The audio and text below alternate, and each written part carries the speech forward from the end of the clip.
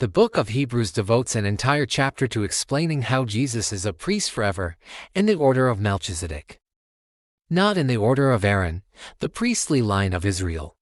In the order of this mysterious figure from Genesis 14. Why does that matter? Because the Aaronic priesthood was based on genealogy, you had to be born into it.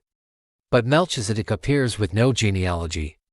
Hebrews says he's without father or mother, without genealogy, without beginning of days or end of life. The writer isn't saying Melchizedek was literally eternal, but that the biblical text presents him that way. He shows up fully formed as a priest-king, and he disappears the same way. This makes him a perfect picture of Jesus, a priest whose authority doesn't come from human lineage but from the direct appointment of God Most High. A priest who doesn't need a family tree because his priesthood is eternal, outside of time, supreme. And here's the kicker: when Melchizedek blessed Abraham, he was acting as a superior blessing and inferior. When Abraham tithed to Melchizedek, he was acknowledging that superiority. Hebrews uses this to argue that Melchizedek's priesthood is greater than the Levitical priesthood.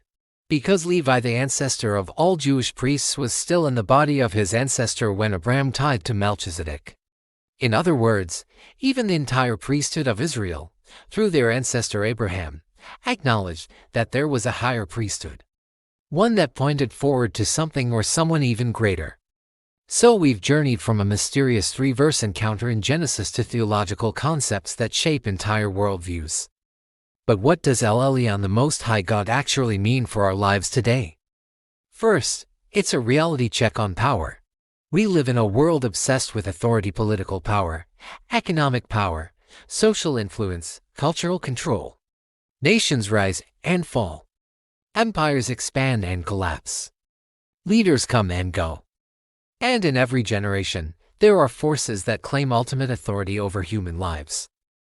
But Elyon is a reminder that there is a hierarchy to reality, and at the top isn't any human system. It's not any political party. It's not any economic philosophy. It's not any cultural movement. God Most High stands above all of it. He's not indifferent to these things, but he's not intimidated by them either. When Abraham refused the king of Sodom's offer after encountering Melchizedek, he was demonstrating something profound. When you understand who Elyon is, earthly power loses its grip on you. You're no longer impressed by what kings can offer. You're no longer intimidated by what they can threaten.